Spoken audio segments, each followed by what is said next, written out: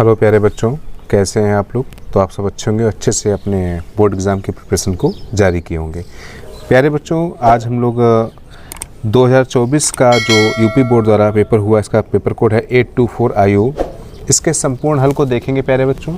साथ ही साथ जो बच्चे एग्ज़ाम दे करके आए वो अपने आंसर मैच कर लेंगे, और जो बच्चे आपके हाफ ईयरली एग्ज़ाम देने वाले हैं 24 के या 25 का बोर्ड एग्ज़ाम देने वाले हैं वो इसकी प्रिपरेशन को करेंगे। ठीक है बच्चे, तो कुछ प्रश्न आपको बताए जाएंगे, साथ में कुछ आपको वीडियो लिंक भी दिया जाएगा डिस्क्रिप्शन में, आप इसको समझने का प्रयास करेंगे। ठीक है बच्चों पेपर कोड था 824 IO, और देखिए 24 विज्ञान का पेपर है बच्चों। सॉल्व करते हैं बच्चों, इसको देखते हैं बारी की बारी किसी एक सवाल को।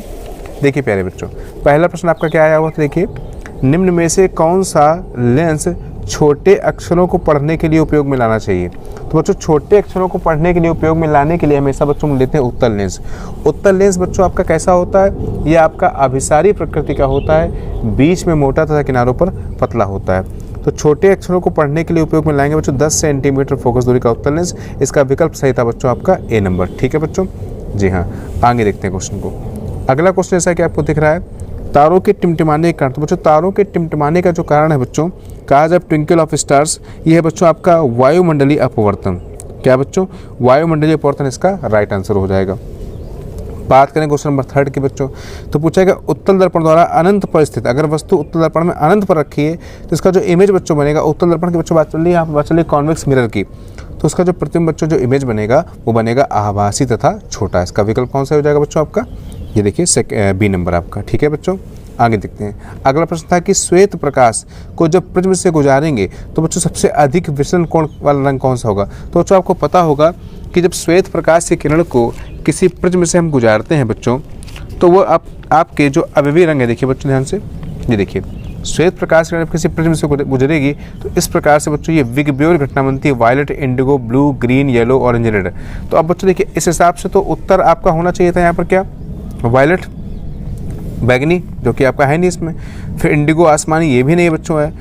तो सबसे अधिक विचलन कोण वाला रंग होता है, सबसे अधिक विचलन कोण। तो बच्चों फिर से पूछा गया ब्लू, तो नीला यहाँ पर आ जाएगा बच्चों, क्या आ जाएगा, सर्वाधिक समय आ जाएगा ब्लू, यानी नीला यहाँ पर सही हो जाएगा। ठीक है बच्चों, जी हाँ। और आगे देखें क्वेश्चन को, तो अगला क्वेश्चन बच्चों आपको पूछा गया था, ये देखिए बच्चों यूनिट दी गई, मात्रक दिए गए, इनको मैच करना था बच्चों। तो बच्चों देखिए, ओम किसका मात्रक होता है पहला, तो ओम मात्रक होता है बच्चों किसका, आपका ये होता है प्रतिरोध का। तो यानी फर्स्ट का सेकंड सही हो जाएगा, फर्स्ट का सेकंड यहाँ भी सही है और यहाँ भी सही, थोड़ा कंफ्यूज हो जाएंगे। फिर देखिए वाट बच्चों किसका शक्ति का मात्रक होता है, तो सेकंड का हो जाएगा थर्ड। अब सेकंड का थर्ड यहाँ तो दिया नहीं गया है और यहाँ भी नहीं दिया गया, तो आप यहाँ पर यानी आंसर अगर देखा है तो यहीं से आपका सही हो जाएगा। लेकिन आगे चेक कर लेते हैं, ओम का प्रतिरोध का हो जाएगा, वाट शक्ति का हो जाएगा, एम्पियर बच्चों धारा का हो जाएगा, थर्ड का फर्स्ट हो जाएगा सही है, और ये वोल्ट बच्चों हो जाएगा विभवांतर का। तो पहला वाला विकल्प बच्चों आपका ये सही हो जाएगा। उम्मीद करता हूँ आप लोग इसको सही करके आए होंगे एग्जाम में। ठीक है, तो बच्चों ये हो गए 5 प्रश्न। आगे देखते हैं अगला क्वेश्चन, देखो क्या पूछा गया बच्चों। अगला क्वेश्चन में न्यूमेरिकल आया है कि R तथा 2R प्रतिरोधों के 2 तारों को पहले श्रेणी क्रम में जोड़ा गया है और बाद में इनको जोड़ा गया इसमें समांतर क्रम में जोड़ा गया। पहले जोड़ा गया श्रेणी क्रम में, फिर जोड़ा गया समांतर क्रम में। दोनों दिशाओं में कुल प्रतिरोध R1 R2 है, तो R1/R2 यानी R1 R2 को आपसे रेशियो यहाँ पर पूछा गया है। तो बच्चों जब इनको श्रेणी क्रम में जोड़ेंगे तो R + 2R कितना हो जाएगा बच्चों आपका, 3R हो जाएगा। कितना हो जाएगा, 3R हो जाएगा। और समांतर जोड़ेंगे तो 1/R, R2 = 1/R + 1/2R। ठीक है बच्चों, तो कितना हो जाएगा ये आपका 1 और 2, तो 3/2R हो जाएगा। जब उसको सॉल्व करेंगे बच्चों तो इसका अनुपात जो आ जाएगा वो आ जाएगा 9/2। कितना आ जाएगा, 9/2 आ जाएगा। अब देखिए बच्चों, फ्लेमिंग से बड़ा अच्छा क्वेश्चन आया गया है बच्चों। ये चुंबकीय क्षेत्र की दिशा ये दिखाएगी और इलेक्ट्रॉन, बच्चों देखिए इलेक्ट्रॉन की दिशा दिखाएगी। लेकिन फ्लेमिंग के जो बाएं हाथ का नियम बच्चों हम जानते हैं, फ्लेमिंग के जो बाएं हाथ का नियम बच्चों है उसके बारे में अच्छे से हम लोग देखिए समझ लेते हैं। फ्लेमिंग के बाएं हाथ का नियम क्या कहता है बच्चों, फ्लेमिंग के बाएं हाथ का नियम कहता है ये कि हम अपने अंगूठे और पास की दोनों अंगुलियों को इस प्रकार फैलाएं कि एक दूसरे के लंबवत रहें। तो अंगूठा कर चालक पर लगने वाली बल की दिशा को और मध्यमा जो बीच उंगली वो धारा की दिशा को। तो बच्चों जो ये आपका तर्जनी है, इंडेक्स फिंगर, जो पहली उंगली वो चुंबकीय क्षेत्र की दिशा को दर्शाएगी। अब इस क्वेश्चन में देखा जाएगा बच्चों ध्यान से, तो चुंबकीय क्षेत्र ये दिखा रहा है, कौन दिखा रहा है, ये दिखा रहा है, चुंबकीय क्षेत्र ऊपर को जा रहा है। तो बच्चों धारा आपकी जो इलेक्ट्रॉन की है, इलेक्ट्रॉन के बहने की विपरीत दिशा में धारा बहेगी, धारा की दिशा बच्चों ये हो जाएगी। तो चुंबकीय क्षेत्र आपका देखिए, चुंबकीय क्षेत्र आपका इसमें देखिए चुंबकीय क्षेत्र उन्होंने आपका ये था इस जगह पे ऐसे, और ये हो गया ऊपर को, तो बच्चों आपको चित्र ऐसा बन जाएगा। और ये इलेक्ट्रॉन धारा कैसा हो जाएगा इसका, देखिए चुंबकीय क्षेत्र आप ऊपर कर देंगे बच्चों इस प्रकार से, ये इस प्रकार से, तो धारा बच्चों क्या हो जाएगी, इस साइड को हो जाएगी, तो अंगूठा के बाहर की ओर आ जाएगा बच्चों। जो बल आ जाएगा कहाँ पे आ जाएगा, बाहर की ओर आ जाएगा। तो बच्चों इसका जो विकल्प सही हो जाएगा कागज के तल के लंबवत ऊपर की ओर, क्या रहेगा, कागज के तल के लंबवत तो आपका ऊपर की ओर हो जाएगा। ठीक है बच्चों, उम्मीद करता हूँ समझ में आ गया होगा। आगे बच्चों पूछा गया प्रोपेनल, प्रोपेनल बच्चों ध्यान दीजिए, प्रोपेनल पूछा गया है, यहाँ पर गलती नहीं करेंगे। प्रोपेनल में क्रियात्मक समूह पूछा गया बच्चों, तो प्रोपेनल यानी बनेगा जाके किसका आ जाएगा आपका, बताइए, एल्डिहाइड का बनेगा। तो ये CHO यहाँ पर क्रियात्मक समूह। जो क्रियात्मक समूह के बारे में आपको जानकारी होनी चाहिए। यहाँ पर 3 क्वेश्चन देखो दिए गए हैं, मैं आपको बताना जरूर चाहूँगा इस जगह पे, क्योंकि 3 प्रश्न यहाँ पर पूछे गए हैं। तो क्रियात्मक समूह है क्या और क्रियात्मक समूह को किस प्रकार से बच्चों हम लोग यहाँ पर लिखते हैं, देखिए आपको एक साथ समझा दिया जा रहा है। ये देखिए बच्चों, अच्छे समझ जाएंगे आपको। ये देखिए बच्चों, ये है क्रियात्मक समूह, फंक्शनल ग्रुप का आपको चार्ट दिया गया है। एल्कोहल का बच्चों ये OH रहेगा, एल्डिहाइड का बच्चों CHO रहेगा, कीटोन का आपका CO रहेगा, कार्बोक्सिलिक अम्ल का COOH रहेगा। तो बच्चों ये आपका रहेगा क्रियात्मक समूह। ठीक है बच्चों, क्रियात्मक समूह टिप्पणी भी पढ़ लीजिए क्या होता है बच्चों। देखिए, किसी कार्बनिक यौगिक के अणु में उपस्थित परमाणुओं का समूह जिस पर उस यौगिक के रासायनिक गुणधर्म डिपेंड करते हैं क्रियात्मक समूह कहलाता है। ठीक है बच्चों, जी हाँ। तो इस प्रकार से इसका आंसर आ जाएगा बच्चों, वो क्या आ जाएगा, देखिए प्रोपेनल का क्या हो जाएगा, CHO हो जाएगा। ठीक है, उदासीन घोल का pH मान, तो बच्चों जो उदासीन होता है, जो अम्लीय होगा वो 7 से कम होगा, क्षारीय होगा 7 से अधिक होगा। जो उदासीन होगा उसका pH मान जो होता है 7 होता है। जैसे शुद्ध जल हो जाता है आपका 7, NaCl का आपका नमक का 7 हो जाएगा। ठीक है बच्चों, आगे देखते हैं। कीटोन क्या होता है, कीटोन में क्या आ जाएगा बच्चों, ओन आ जाएगा। तो यहाँ पर देखिए, जो ये मेथनॉल एल्कोहल का है, ये भी एल्कोहल का है, ये एल्कीन का है, तो ये प्रोपेनोन बच्चों किसका है, कीटोन का है। ठीक है बच्चों, जी हाँ। आगे देखिए, आगे पूछा गया ठंडे जल से हाइड्रोजन गैस बनाने वाला तत्व तो कौन सा बच्चों, इसमें पोटेशियम। कौन सा बच्चों, पोटेशियम जो है इसका परमाणु क्रमांक बच्चों 19 है। ये हाइड्रोजन गैस बनाएगा ठंडे जल के साथ में। ठीक है, हाईली रिएक्टिव होता है बच्चों। कार्बोनेट एसिड की सीमित वायु में उच्च ताप तक गर्म करके ऑक्साइड प्राप्त करने की क्रिया को बोलते हैं निस्तापन, कैंसिलेशन बोलते हैं। क्या बोलते हैं इसको, निस्तापन बोलते हैं। आपने सही किया होगा। आगे देखिए, एक इक्वेशन दिया गया, कापर सल्फेट पर बच्चों लोहे से क्रिया कराई, आयरन से क्या बना, फेरस सल्फेट और कापर, इस बच्चों को बोलते हैं विस्थापन अपक्रिया। क्या बोलते हैं इसमें, कापर सल्फेट में आयरन कापर से अधिक क्रियाशील था और अधिक क्रियाशील धातु कम क्रियाशील धातु को उसके लवण विलयन से विस्थापित कर देती है। बच्चों आपने पढ़ा है विद्युत रासायनिक श्रेणी में, इसको आसानी से पढ़ के रखा हुआ है। इसका विकल्प सही हो जाएगा विस्थापन अपक्रिया, आपका सही हो जाएगा। क्लियर बच्चों, आगे देखते हैं।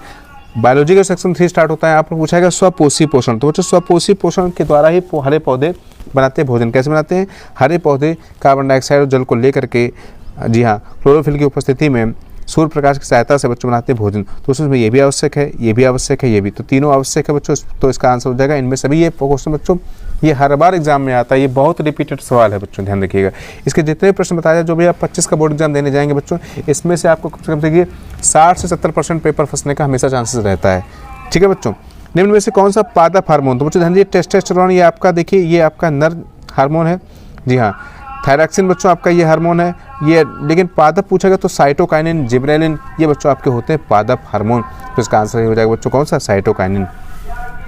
पराग कोष बच्चों, तो देखिए बच्चों, जो पुष्प के भाग होते हैं उसमें आपके 4 आते हैं मुख्य रूप से, दलपुंज, बाह्यदलपुंज और पुंकेसर या पुमंग और जायंग। तो बच्चों पुमंग आ जाएगा आपका, पुंकेसर आ जाएगा आपका नरजन में पौधों के लिए, और जो वर्तिकाग्र या जायंग आ जाएगा बच्चों, वो आ जाएगा आपका किसमें, स्त्री यानी फीमेल के लिए आ जाएगा। तो बच्चों पराग कोष में, तो पराग कोष में बच्चों पराग कण पाए जाते हैं। क्या पाए जाते हैं, पराग कण पाए, इसका आंसर हो जाएगा ये। तो बच्चों पूछा गया है पुनरुद्भवन या पुनर्जनन किसमें होता है बच्चों, ये हाइड्रा में होता है। किसमें होता है, हाइड्रा, इसका राइट आंसर हो जाएगा। ठीक है बच्चों, आगे देखते हैं।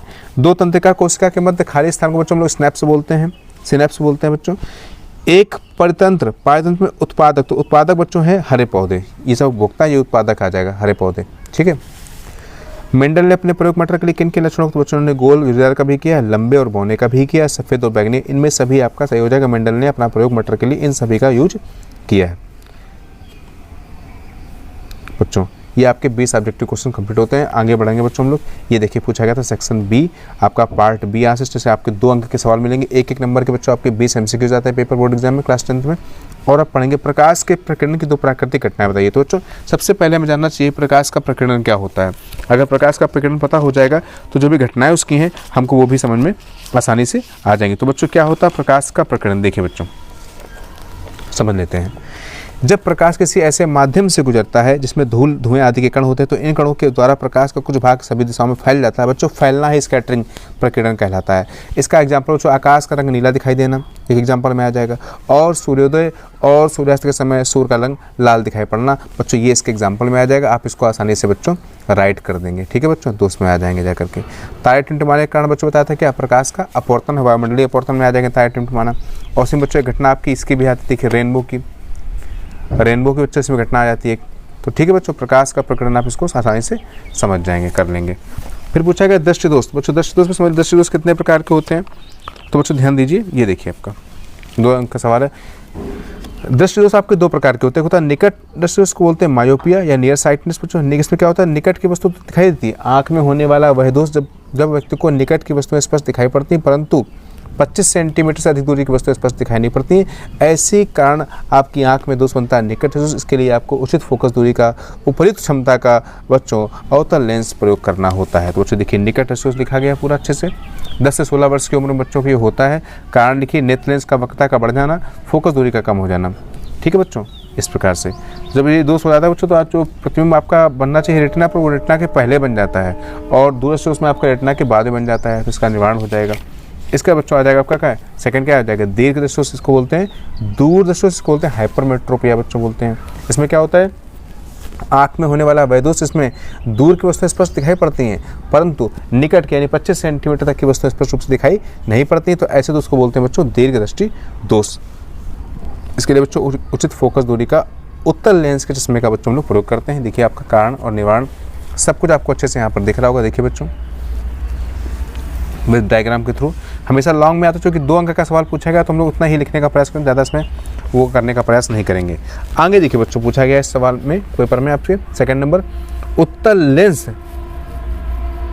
उत्तल दर्पण तथा उत्तल लेंस के 2 उपयोग बच्चों लिखने हैं। तो उत्तल दर्पण भी आ गया साथ में आपका, और उत्तल लेंस भी आ गया, इनके बच्चों हमको लिखने उपयोग। तो देखिए बच्चों समझ लेते हैं यहाँ पर, ये देखिए अवतल दर्पण भी उत्तल दर्पण का दृष्टि बच्चों अधिकतम होता है, इसलिए जो हम लोग गाड़ी के साइड मिरर होते हैं, जो पीछे की वस्तुओं को देखने, जो गाड़ी में लगे होते हैं, बाइक में, कार में, जो पीछे की वस्तुओं को देखने के लिए बच्चों प्रयोग करते हैं, वहाँ पे होता है उत्तल दर्पण का प्रयोग। और पूछा गया उत्तल, इसमें क्या पूछा गया, उत्तल दर्पण और उत्तल लेंस के बारे में पूछा गया। तो अभी लेंस के बारे में बच्चों आपको बता दिया था कि जो लेंस बच्चों है उत्तल लेंस वो कैसा है, बीच में मोटा, किनारे पर पतला है।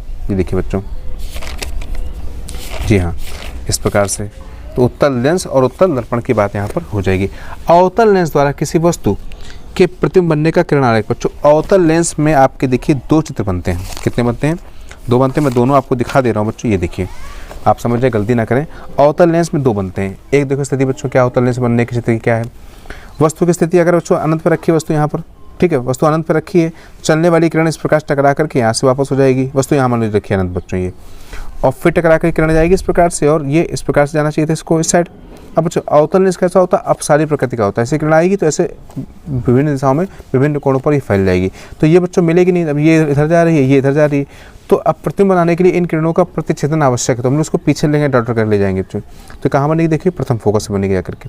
एक तो बच्चों ये हो जाएगा, और सेकंड बच्चों क्या हो जाएगा आपका, ये सेकंड में वस्तु किस अनंत, और अनंत के लिए हो या अनंत के मध्य में आ जाए वस्तु, यहाँ पर वस्तु आ जाए इस जगह पे, तब ऐसी स्थिति में देखिए किरण जाएगी इस प्रकार से टकरा के निकल जाएगी, और एक बनाएंगे प्रकाशिक केंद्र से, जहाँ पर कट करेंगे वहाँ पर बच्चों आपको ये फिगर इसका मिल जाएगा। तो ये अवतल लेंस द्वारा प्रतिबिंब का बनना हो जाएगा। ठीक है बच्चों, जी हाँ। इसका बच्चों पूछा है किसी प्रतिरोधक में धारा प्रवाहित करने पर वोल्ट मीटर और एमीटर को, तो बच्चों देखिए एमीटर को जोड़ते हैं परिपथ में श्रेणी क्रम में, और जो वोल्ट मीटर होता है उसको जोड़ते हैं बच्चों समांतर क्रम में। ठीक है बच्चों, आमीटर धारा को मापने का काम करता है, वोल्ट मीटर विभवांतर को मापने का काम करता है।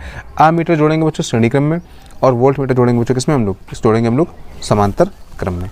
500 वाट का रेफ्रिजरेटर 12 घंटे उपयोग में लाते हैं, 30 दिन तक किलोवाट घंटा। बच्चों व्यय विद्युत ऊर्जा की गणना के लिए हम लोग कहते हैं वाट गुणा घंटे गुणा दिन बटे 1000, यानी 500 गुणा 12 गुणा 30 बटे 1000 करेंगे तो बच्चों जीरो ये कट जाएगा, ये कट जाएंगे तो 12 पंचे 60 या 180 बच्चों यूनिट टेम्परेचर आपका आंसर आ जाएगा। ठीक है बच्चों, जी हाँ।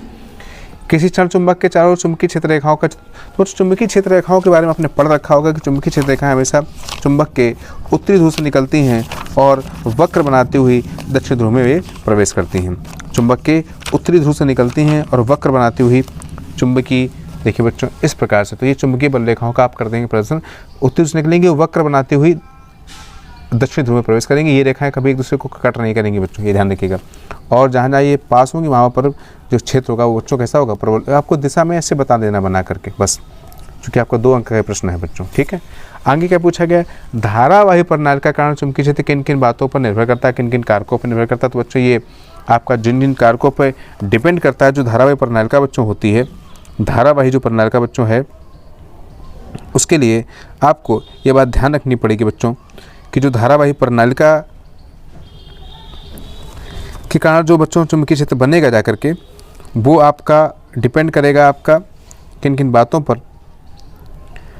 ये बच्चों घुमावों की संख्या पे डिपेंड करेगा, धारा की ताकत पे डिपेंड करेगा, और जो आपका वो बनेगा उससे कोर उसकी सामग्री के पे डिपेंड करेगा। फिर से बच्चों पूछा गया फ्लेमिंग के बाएं हाथ का नियम। तो बार बार आपको बताया गया है कि फ्लेमिंग के बाएं हाथ के नियम से यदि हम अपने बाएं हाथ के अंगूठे और पास वाली अंगुलियों को इस प्रकार फैलाएं कि वो परस्पर एक दूसरे के कैसी रहें, लंबवत रहें, तो यदि अंगूठा चालक पर लगने वाली बल की दिशा को तथा तर्जनी यानी पहली उंगली चुंबकीय क्षेत्र की दिशा को, तो बच्चों आपका जो मिडिल फिंगर होगी वो धारा की दिशा को बताने का प्रयास करेगी। ये है बच्चों फ्लेमिंग के बाएं हाथ का नियम।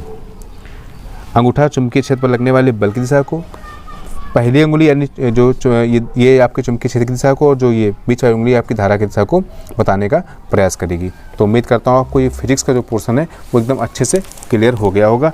ठीक है बच्चों, इसके बाद पूछा गया है घरेलू पर, अथवा भी लगा बच्चों यहाँ पर, अथवा में चल रहा है क्वेश्चन आपके ये। जी हाँ, ठीक है बच्चों, घरेलू विद्युत परिपथ तार। तो बच्चों घरेलू विद्युत परिपथ में आपके 2 तार होते हैं, एक लाल रंग का होता है इसको बोलते हैं मेन वायर, और एक होता है काले रंग का जिसको आपको बोलते हैं न्यूट्रल वायर। ठीक है बच्चों, प्रत्येक के नाम तथा आवरण के रंग, तो एक लाल होगा एक काला होगा, नाम होगा पहले वाले का मेन वायर, इसमें धारा प्रवाहित होगी, और जो काला वाला होगा उसमें धारा प्रवाहित नहीं होगी, उसको बोलते हैं न्यूट्रल वायर, वो ब्लैक कलर का होगा।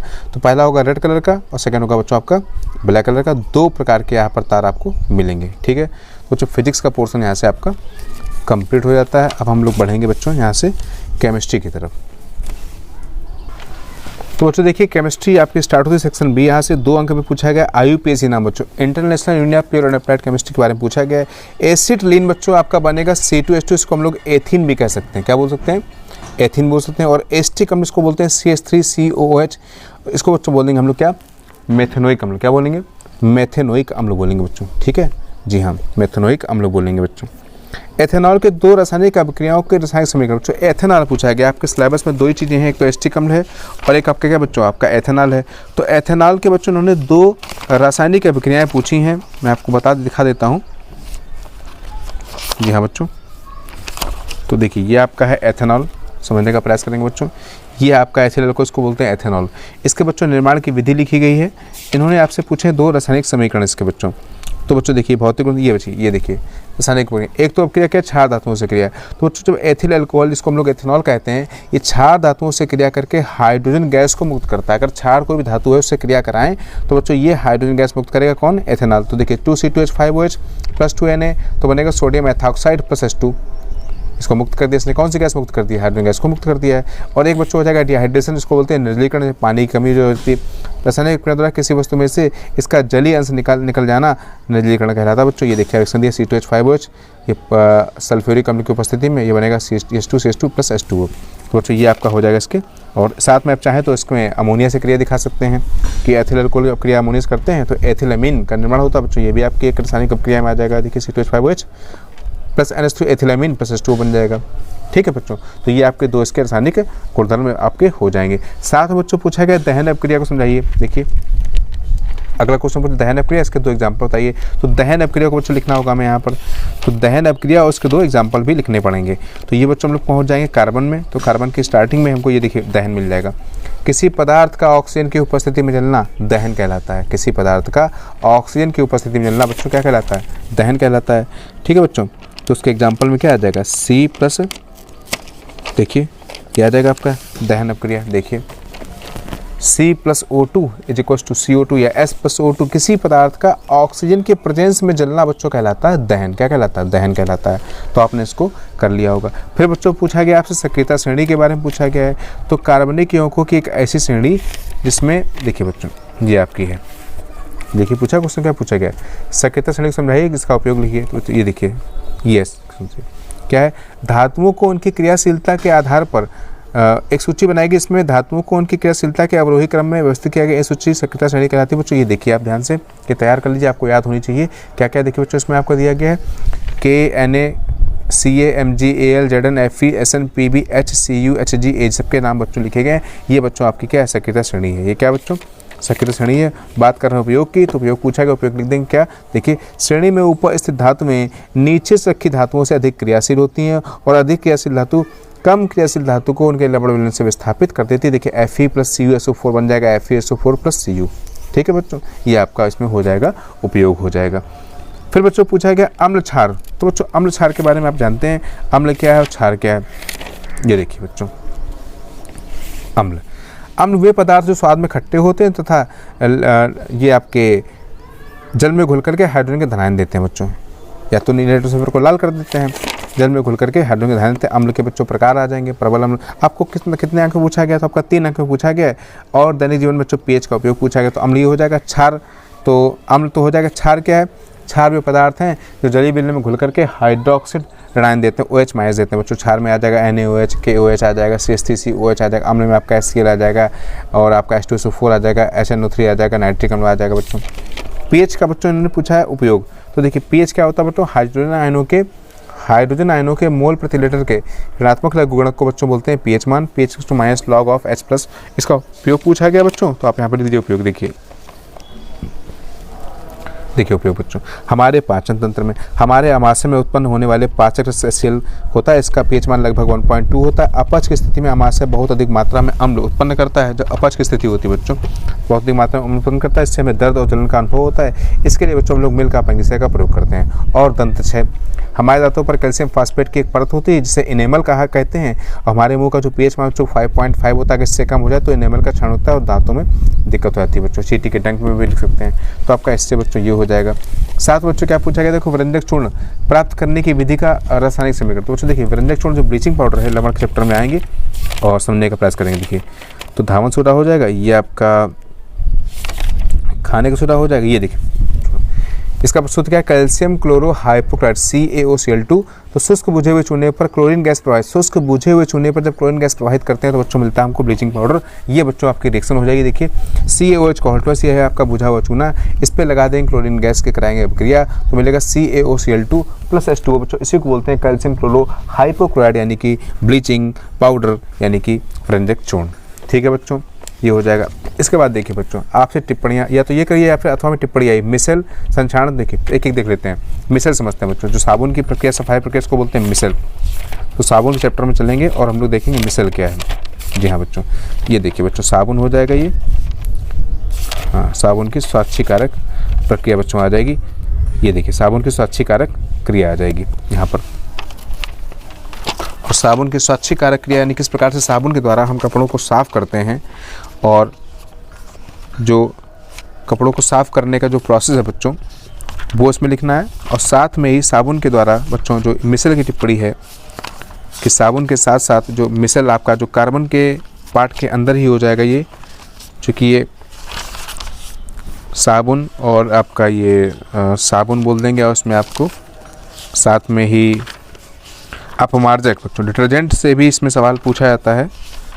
ये देखिए बच्चों मिसल पे टिप्पणी अगर आपको लिखनी तो इस प्रकार से आप राइट कर देंगे टिप्पणी। देखिए साबुन के अणु ऐसे होते हैं जिनके दोनों सिरों के विभिन्न गुणधर्म होते हैं। एक जल रागी होता है और एक होते हैं, लिखा गया देखिए जल रागी RCO समूह, और एक होता है जल विरागी हाइड्रोकार्बन श्रृंखला होती है।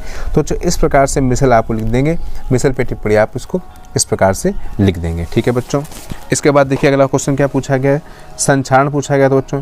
तो देखिए संक्षारण बच्चों क्या है, देखिए संक्षारण समझ लेते हैं बच्चों क्या है। देखिए आपका स्टार्टिंग चैप्टर है ये अम्ल क्षार लवण, और ये देखिए संक्षारण बच्चों आ जाएगा। जब कोई धातु नमी, अम्ल आदि के संपर्क या आर्द्रता के संपर्क में आती है तो वह संक्षारित हो जाती है। इस प्रक्रिया को संक्षारण कहते हैं बच्चों। इसका एग्जांपल लोहे पर जंग लग जाना, इसको लाल भूरी परत को बोलते हैं जंग लग जाना बच्चों। और इसके बचाव के लिए बच्चों क्या करेंगे, धातुओं की वस्तुओं को पेंट करने से उन पर क्षरण नहीं होता, नमी के संपर्क में नहीं आती। फिर बच्चों कार्बन की पूछी गई सर्वतोमुखी प्रकृति, बहुत ही इंपॉर्टेंट, हर साल पेपर में पूछी जाती है कार्बन के बारे में। तो कार्बन की सर्वतोमुखी प्रकृति पे हम लोग इसमें लिख देंगे।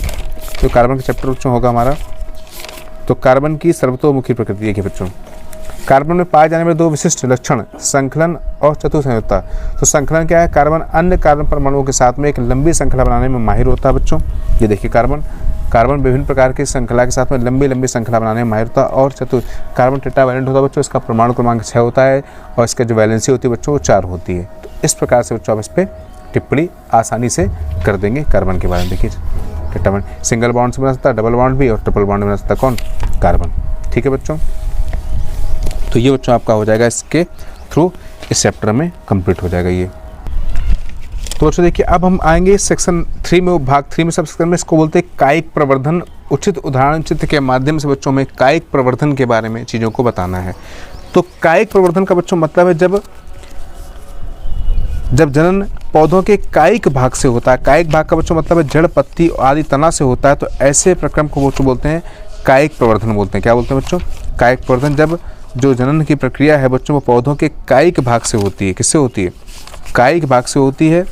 तो हाँ जी, अब देखिए एग्जाम्पल चित्र माध्यम से इसका वर्णन करना बच्चों। देखिए पौधों में कायिक प्रवर्धन क्या है, तो बीज रहित पौधों में जनन क्रिया कायिक विधि द्वारा होती है। इसके अंतर्गत जड़, पत्ती, तना आता है, द्वारा नए पौधे तैयार, उसको बोलते हैं कायिक जनन। जड़ में बच्चों कौन कौन से आ जाएंगे, देखिए मूली, गाजर और शकरकंद आ जाएगा। पत्ती में आपका पत्थर चट्टा, बायोफल में अजूबा आ जाएगा। तना में आपके आलू, प्याज, अदरक, अरबी, ये सब बच्चों आ जाएंगे। तो ये बच्चों कायिक जनन हो जाएगा। और इसके लाभ बच्चों इसी को बोलते हैं वर्धी जनन। इसके लाभ जो बच्चे हैं वो भी देखेंगे इसके लाभ क्या हैं। तो अचीवमेंट्स ऑफ वेजिटेबल्स प्रोपगेशन, उससे देखिए ध्यान दीजिए, यहाँ पे इसके हम लोग लाभ भी समझेंगे। और पुष्प का अगर चित्र बनाने का प्रयास करेंगे तो एक नामांकित चित्र बच्चों हम लोग बढ़िया से दे देंगे, क्योंकि जीव विज्ञान में हम लोगों को इसका फायदा बहुत मिलने वाला है। तो थोड़े समय से तेजी से नए पौधे बन जाते हैं। सभी पौधे आनुवंशिक रूप से जिनको के समान होते हैं, कम समय पुष्प पौधों में उत्पन्न हो जाता है बच्चों। इस प्रकार से हम लोग कायिक के बारे में लिख देंगे।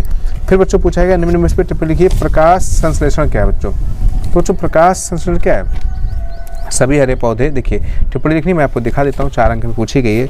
तो प्रकाश संश्लेषण की अगर हम बात कर दें बच्चों तो ये आपका आ जाएगा प्रकाश संश्लेषण। देखिए बच्चों ये है, सभी हरे पौधे सूर्य के प्रकाश की उपस्थिति में क्लोरोफिल की सहायता से जल के संयोग से ग्लूकोज यानी शर्करा का निर्माण करते हैं। इस क्रिया को प्रकाश संश्लेषण कहते हैं बच्चों। और ये आपकी ऊष्मा शोषी अभिक्रिया होती है। ठीक है बच्चों, अब देखिए इसमें क्या क्या बच्चों, ये देखिए रिएक्शन कैसे बनेंगे। 6CO2 + 12H2O, सूर्य का प्रकाश, क्लोरोफिल बनेगा क्या, भोजन, ग्लूकोज C6H12O6 बच्चों। इस प्रकार से इसको कौन कौन से कारक प्रभावित करते हैं, प्रकाश, तापमान, जल, खनिज लवण। जो इतना अंक में पूछा जाएगा उतना लिखेंगे, ज़्यादा हम लिखने का प्रयास नहीं करेंगे, रिएक्शन दे देंगे और हल्की से आपकी इसकी डेफिनेशन को बता देंगे। ठीक है बच्चों, आगे देखिए बच्चों मानव हृदय के बारे में पूछा गया है। इस पर टिप्पणी संक्षिप्त करनी है 4 अंक में बच्चों, 2+2। तो देखिए मानव हृदय बच्चों, मानव हृदय को समझने का प्रयास करेंगे, बहुत ही इंपॉर्टेंट है बच्चों ये आपका। देखिए मानव हृदय की बात चल रही है प्राणस्पंदन, और देखते हैं बच्चों हम लोग मानव हृदय को समझने का प्रयास करेंगे। जी हाँ बच्चों, मानव हृदय के बारे में पूछा गया है। तो मानव हृदय के बारे में बच्चों हम लोग बहुत ही सही से लिखना होगा इसमें। तो हृदय, ये देखिए बच्चों, ये देखिए बच्चों, ये मानव हृदय की संरचना हो जाएगी। बाह्य संरचना, इस पर आपको लाइट टिप्पणी देखनी है, परिचित देख लीजिए बच्चों इसका सही से। ये देखिए मानव हृदय का आप नामांकित चित्र बना दीजिए पहले तो आप में। जी हाँ, अग्र महाशिरा क्या है, पश्च महाशिरा क्या है, और जो 4 आपके चैम्बर होते हैं, देखिए बायां अलिंद, दायां अलिंद, बायां निलय और दायां, ये निलय आपको नीचे साइड होते हैं और अलिंद आपकी ऊपर साइड होते हैं। ये इसके बारे में हृदय वक्षगुहा में स्थित फेफड़ों के मध्य में स्थित होता है। हृदय में 2 अलिंद, 2 निलय, 4 चैम्बर होते हैं, इसको वेस में कहते हैं। हृदय का भार लगभग 300 ग्राम होता है और ये 2 झिल्ली से बना होता है। इसमें दोहरा परिसंचरण तंत्र बच्चों पाया जाता है। तो आपको शॉर्ट लिखना है, ज़्यादा लॉन्ग इस पर लिखने का प्रयास नहीं करेंगे बच्चों। अब देखिए बच्चों, आंतरिक भी पूछ सकता है आपसे पेपर में, लॉन्ग में हमेशा आंतरिक भी पूछ सकता है। ये आंतरिक है बच्चों, और ये जो बताया था आपको ये था आपका एक्सटर्नल स्ट्रक्चर था, बाहरी था। तो ये आपका हो जाएगा आंतरिक बच्चों ह्यूमन हार्ट पे। तो आप बढ़िया से देखिए फुफ्फुस धमनी क्या है, फुफ्फुस शिराएँ क्या है, महाधमनी क्या है, दायां अलिंद क्या है, बायां अलिंद क्या है, दायां निलय क्या, इनके काम क्या है। देखिए महाशिरा ये सब लिखा गया। अलिंद व निलय के बारे में देखिए बच्चों, आर्टरी एंड वेंट्रिकल्स। तो बच्चों इस पर आपको शॉर्ट नोट लिखना है। और हृदय स्पंदन, हार्ट बीट, तो ये बच्चों पेपर में हर साल आता है, चाहे आप अभी हाफ ईयरली एग्जाम देने जा रहे हैं या 25 का बोर्ड एग्जाम देंगे। ये प्रश्न बच्चों बार बार आपको मिलने वाले, इनमें आप गलती नहीं करेंगे तो बहुत ज़्यादा अच्छा होगा। ठीक है बच्चों, ये आपको बराबर पेपर में मिलने वाले हैं। जी हाँ बच्चों, और क्या पूछा गया देखिए बच्चों, इसका पूछा गया ओजोन परत। तो बच्चों ओजोन परत क्या है बच्चों, तो ओजोन परत एक लेयर है बच्चों, O3 जिसको 16 सितंबर को बच्चों हम लोग ओजोन दिवस मनाते हैं 16 सितंबर को। इसमें क्या बच्चों, इससे बच्चों 3 प्रकार की किरणें निकलती हैं, पराबैंगनी किरणें, दृश्य प्रकाश और अवरक्त किरणें। जो पराबैंगनी किरणें हैं बच्चों वो हमारे स्किन कैंसर का कारण बनती है बच्चों, इसलिए हम लोगों के जो ओजोन लेयर है वो सूर्य के प्रकाश से निकलने वाली 3 किरणें, दृश्य प्रकाश और पराबैंगनी किरणें और आपकी अवरक्त किरणें, पराबैंगनी किरणों से हमारे पृथ्वी की बच्चों ये रक्षा करती हैं। और 16 सितंबर को बच्चों मनाते हैं हम लोग ओजोन दिवस, ये ध्यान रखेंगे बच्चों, 16 सितंबर को मनाते हैं ओजोन दिवस। आगे पढ़ेंगे। और अगला क्वेश्चन बच्चों पूछा गया है लिंग निर्धारण और मेंडल के नियम। तो बच्चों मेंडल के नियम हमेशा बच्चों देखिए 6 अंक में आए, 2-2 सवाल 3-3 के, और यहाँ पर मानव हार्मोन पर निबंध लिखना है। तो बच्चों आपका ये पूछा गया, देखिए लिंग निर्धारण बच्चों समझ लेते हैं पहले, आसान है ये आपका। देखिए बच्चों लिंग निर्धारण, ये देखिए बच्चों, ये देखिए बच्चों इस प्रकार से बच्चों होगा लिंग निर्धारण। ये देखिए बच्चों, हाँ बच्चे देखिए बच्चों, ये पुरुष है और ये स्त्री है बच्चों, ये मेल है। तो मेल के पास बच्चों कितने होंगे आपके क्रोमोसोम, 46 जोड़ी, 23 जोड़ी 46 गुणसूत्र, और फीमेल के पास कितने 46 बच्चों। ये आपके देखिए 22 जोड़ी आपके ऑटोसोम होंगे, काय गुणसूत्र और एक होगा लिंग गुणसूत्र। तो जो मेल है बच्चों पुरुष के पास होगा 22 + XY, और जो फीमेल होता है बच्चों होता है 22 + XY। एक बात ध्यान रखिए बच्चों, जो बच्चे का निर्धारण होता है, संतान आपकी मेल होगी या फीमेल होगी, उसका निर्धारण फीमेल से नहीं होता है, मेल से होता है, क्योंकि मेल के पास पाया जाता है XY जबकि फीमेल के पास पाया जाता है XX। ये 22 जोड़ी बच्चों आपके होते हैं ऑटोसोम, इसको बोलते हैं काय गुणसूत्र, और ये होता है सेक्स क्रोमोसोम, इसको बोलते हैं लिंग गुणसूत्र बच्चों। ठीक है, तो दोनों मिला के कितने होंगे, 46 रहेंगे, 22 जोड़ी ये, ठीक है बच्चों, और एक जोड़ी ये, तो बच्चों 46 बन जाएंगे, यानी 23 जोड़ी बन जाएगा। अब देखो डायग्राम्स दिखा देंगे, मेल फीमेल। तो मेल का ये होगा क्या, अर्धसूत्री कोशिका विभाजन हो जाएगा, तो 22 + X 22 + X, और ये 22 + X 22 + Y मेल फीमेल का क्रॉस करा देंगे। इसका इससे कराएंगे तो देख कैसे कराते हैं, 22 22 44 और XX हो जाएगा। इसका इससे कराएंगे तो 22 22 44 और XX हो जाएगा। इसका इससे कराएंगे तो 44 + XY। इस प्रकार देखिए 50% चांस किसके हैं, फीमेल के, और 50% किसके बच्चों, मेल के। तो इसी को बच्चों बोलते हैं सेक्स डिटर्मिनेशन, लिंग बच्चों निर्धारण। ये बच्चों हर साल पेपर में पूछा जाता है, इसका एक रिकॉर्ड है कि ये प्रश्न विगत वर्षों से बोर्ड एग्जाम में बच्चों पूछा जा रहा है। और देखिए इसका थोड़ा सा समझ लीजिए थोड़ा सा और भी। गुणसूत्र लिंग गुणसूत्र, जो गुणसूत्र लिंग धारण करते हैं उनको बोलते हैं हाइड्रोसोम। ये नर तथा मादा में अलग अलग होते हैं, नर में बच्चों XY होता है और मादा में बच्चों आपका XX होता है। साथ में पूछा गया बच्चों आपसे मेंडल के नियम के बारे में, तो देख लेते हैं मेंडल, ग्रेगर जॉन मेंडल साहब ने जो 3 नियम दिए बच्चों उसको भी समझ लेते हैं। देखिए बच्चों पेपर में आप अच्छे से लिख करके आएंगे, वहाँ पे कोई गलती नहीं करने वाले, ये ध्यान रखिए आप, बोर्ड एग्जाम में गलती नहीं करने वाले। 3 नियम हैं इनके और तीनों को पढ़ लेते हैं बच्चों। देखिए मेंडल के 3 नियम कौन कौन से बच्चों, देखिए पहला क्या है, मेंडल का पहला नियम आनुवंशिकता का नियम बच्चों है। इस नियम के अनुसार जब परस्पर विपरीत लक्षण वाले पौधों के बीच में संकरण कराया जाता है तो प्रथम पीढ़ी की संतानों में जो लक्षण दिखता है उसको बच्चों बोलते हैं हम लोग लॉ ऑफ डोमिनेंस, उसे प्रभावी लक्षण कहते हैं, तथा जो लक्षण नहीं दिखता उसको बोलते हैं अप्रभावी लक्षण। क्या बोलते हैं उसको, अप्रभावी लक्षण बोलते हैं बच्चों। ये देखिए प्रथम संकरण कराएंगे, प्रथम पीढ़ी के बच्चों ये जनक हैं, शुद्ध लंबा और शुद्ध बौना, इनके बीच में कराएंगे पहले कोशिका विभाजन और फिर कराएंगे क्रॉस। तो इसको कराएं जो प्रथम पीढ़ी की संतति मिलेगी वो देखिए कैपिटल T स्मॉल t। तो यहाँ पर कैपिटल जो लेटर है वो जो प्रभावी है, जो स्मॉल लेटर वो कैसा अप्रभावी है। कैपिटल T को बोलेंगे शुद्ध लंबा, कैपिटल T स्मॉल t को बोलेंगे संकर लंबा और स्मॉल t को बोलेंगे शुद्ध बौना। ये प्रथम पीढ़ी का हो जाएगा। अब ये प्रथम पीढ़ी जो संतानें बच्चों बनेंगी ये आपका सेकेंड पीढ़ी में जनक बन जाएंगी जाकर के, इस प्रकार से देखिए इसको बोलते हैं बच्चों क्या। तो यहाँ से इसका कोशिका विभाजन करेंगे, इससे करके उसका जो फिनोटाइप बनेगा देखिए 1 पीस 2 पीस 3 पीस, 3 पीस एक जैसी है और 1 पीस एक जैसी है, तो बच्चों बने 3:1 बन जाएगा, 3:1 बन जाएगा 1। और जो उसका बनेगा जीनोटाइप वो बच्चों क्या हो जाएगा 1:2:1 क्या बनेगा। देखिए कैपिटल T का कराएंगे कैपिटल T से, अच्छा यहाँ पर गलत गया है, कैपिटल T बन जाएगा बच्चों ये आपका, हाँ। और कैपिटल T का कराएंगे बच्चों इससे तो कैपिटल T स्मॉल t कराएंगे इससे तो कैपिटल T स्मॉल t कराएंगे इससे तो स्मॉल t हो जाएगा बच्चों। तो बच्चों इस प्रकार से देखिए 3 एक जैसे हो जाएंगे आपके। कैसे देखिए ये शुद्ध लंबा है, ये लंबा ये लंबा ये लंबा, तो 3:1 पीस, और जीनोटाइप 1 और 2 एक जैसे और फिर 1 तो 1:2:1। और फिर आएगा बच्चों आपका द्विसंकर का, इसको बोलते हैं स्वतंत्र अपव्यूहन का नियम, यानी dihybrid cross and law of independent assortment बच्चों। इस नियम के अनुसार द्विसंकर क्रॉस में युग्मक बनाते समय प्रत्येक लक्षण के दोनों कारकों का विसंयोजन प्रभावित नहीं होता है, अतः प्रत्येक लक्षण एक स्वतंत्र यूनिट बनाता है और युग्मक निर्माण के समय मुक्त रूप से पृथक होकर जनकों में किसी भी लक्षण में आपका ये संयोग करता है बच्चों। ये प्रभावी लक्षण हो जाएगा और अप्रभावी हो जाएगा। फिर आएगा बच्चों स्वतंत्र अपव्यूहन का नियम, तीसरा नियम बच्चों। देखिए 3 नियम है, प्रभावता का नियम, पृथक्करण का नियम और स्वतंत्र अपव्यूहन का नियम। तो बच्चों इसमें आपका आएगा स्वतंत्र अपव्यूहन का नियम, प्रभावी और अप्रभावी, पीला रंग बच्चों कैपिटल Y, हरे को बोलेंगे स्मॉल वाई, गोल को बोलेंगे कैपिटल आर और झुर्रीदार को बोलेंगे स्मॉल आर। तो बच्चों बनाएंगे तो capital Y R R, capital small Y R. तो बच्चों पहले उसका कराएंगे उसका विभाजन और फिर कराएंगे क्रॉस। तो बच्चों यहाँ पर तो इसको सोल्व नहीं कर पाएंगे, इसलिए हम लोग बनाते हैं द्वितीय पीढ़ी के संकरण के लिए ये बनाते हैं बच्चों इसका एक डायग्राम। क्या बनाते हैं? एक डायग्राम बनाएंगे इस प्रकार से। देखिए ध्यान से, जी वाई आर ये सब करके फिर क्या करा देंगे बच्चों क्रॉस। तो इस प्रकार से फिनोटाइप बनेगा 9 अनुपात 1, रंग आकार जीनोटाइप 9 3 3 1, 9 एक प्रकार के, 3 एक प्रकार के, 3 एक प्रकार के, एक प्रकार से। बच्चों ये आपको करना था तीनों, तब आपको यहाँ समझ में आ पाएगा कि किस प्रकार से उन्होंने मेंडल ने आपके 3 जो नियम दिए हैं, कौन कौन से, प्रभाविता का नियम, पृथक्करण का नियम और स्वतंत्र अपव्यूहन का नियम। बच्चों तो इस प्रकार से हम इसको समझने का प्रयास कर पाएंगे। तो उम्मीद करता हूँ कि आपने चीज़ों को बहुत अच्छे ढंग से समझा होगा प्यारे बच्चों। और एक बार फिर देख लेते हैं बच्चों, ये बोर्ड एग्जाम पेपर 24 में कंडक्ट हुआ है। 824 iOS का बच्चों पेपर कोड है और इस प्रकार से बच्चों ये पेपर आपका पूछा गया बोर्ड एग्जाम में। देख लीजिए एक बार फिर से बच्चों, ये देखिए शॉर्ट क्वेश्चंस आपके MCQs पूछे गए हैं। जी हाँ बच्चों, देख लीजिए बच्चों, MCQs आपके पूछे गए हैं इस टाइप से, बायोलॉजी, फिजिक्स, केमिस्ट्री, बायोलॉजी, इस प्रकार देख लीजिए बच्चों ये। ठीक है बच्चों, और फुल सॉल्यूशन आपको यहाँ पर दे दिया गया इसका।